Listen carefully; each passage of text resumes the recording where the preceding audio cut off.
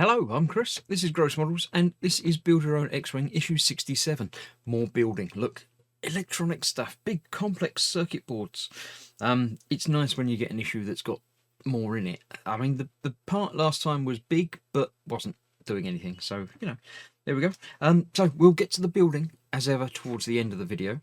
First of all, we're going to flick through what they're showing us. Still talking about Y-Wings. I don't know if they're intending to do a part work of it, or yeah, we'll figure it out. We'll find out as things go by. Ashoka, I'm not sure how it's pronounced. Expert combat pilot, but yes. I like the Starfighter. The Jedi Starfighters are nice ships. I do like the look of them. I do like the look of their lightsabers as well. Actually, very minimalistic and white and clean. Yeah, but yeah, I do like the looks of these. Not just the colour. The yellow's not really doing it for me, but I do like the styling, the design. They look like fast little nippy chips.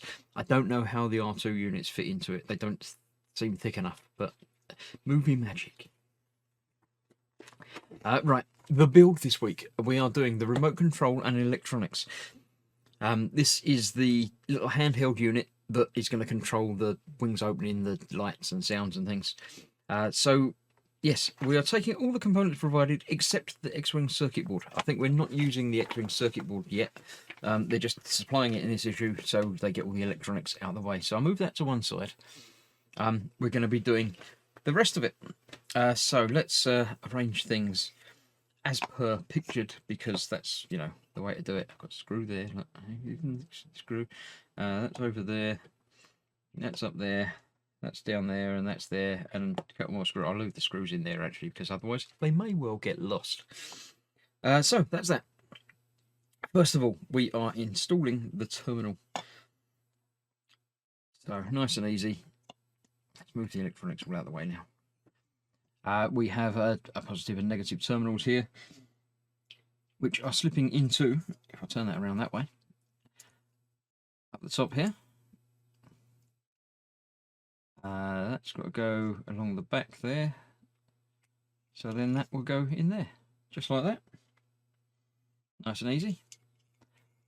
The next one is also going in there. Yep, sorted. Push it down. I've pushed it down. Use a side screwdriver, push them all the way into the slots. They're pretty much all the way in. There is. Yeah, that's far enough. That's good. There we go. The terminals should look like this. They do. They look pretty much like that. So, turning the page over, we're going to do the same on the other side, but with only one terminal. To save having the batteries in a long line, we can put this in like that. You're getting the springs the opposite way round. So, nice and easy. Done. Don't need a screwdriver to push that down. The panel should look like this. It does. The wire's a little bit different, but it's very similar. Right, then we are taking the board. We've got one plug there and one socket there, so we shall put that in there, making sure it's the right way round.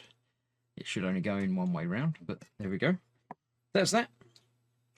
Then the rubber buttons, which don't have, they're not, these are actually switches. And these are just extensions to them, basically. They're not like the old ones used to be that had the contacts on the inside there. So that will go on there. Push the buttons through the holes. Then arrange this so obviously the infrared LED's got to come out of there. That's got to come out of there. So this is just going to bend around inside there. Didn't say anything about where that needs to loop. No, it doesn't. It just says put it on there. All right, we've got two screws that are going to hold this in place and two pins which will also hold it in place. Let's get the pins located. It feels like one there, but it isn't. It's further back and off to one side a bit. There we go. That's that one, and that's that one. So that will be in the middle there, and yeah, I can feel and hear the buttons clicking. Listen. Yeah. Right, so 2 of those screws will be screwing that in place. I didn't get my screwdriver out, so I shall do that now. Let's have a look. I'm going to need a crosshead screwdriver. Probably that one's a good one to go for. And the screwdriver itself, leave that over there for now. All magnetic, so it's nice and easy to pick up the screws. Get that in there. Now, as ever, when you're putting in screws into plastic, be aware that you can over tighten them and cause problems. And it's also a good idea to always put the screws in first and then tighten them down when you know everything's lined up properly. Things like that wire, you need to make sure you're not getting caught around the edge. So that's going in there. Then I can come back and tighten them down like that. Right, then we are getting the outer side of this, clipping it in place. Right, it's going to hook in from the top like that, and then the screw will hold that in place down there by the looks of it, so you can make sure it's all clipped in place like that. Then we'll put one more screw in down the bottom there to hold it together, making sure, yep, buttons are all still working. Obviously you won't be able to see anything on there, but you might be when we put some batteries in it, but I won't need to worry about that yet. The cover clips on there like that. What does that do? Oh, that's a little hook. That's got a hook in place underneath there like that, while that hooks in over the top there like that. So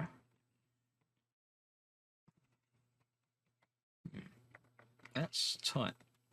I don't know if that's tight because I've not got it right or because of other reasons. There we go. So that's that together. It's quite big. I wasn't expecting it to be that big. The Falcon one is a lot smaller, but there we go. So that is that. That's build complete.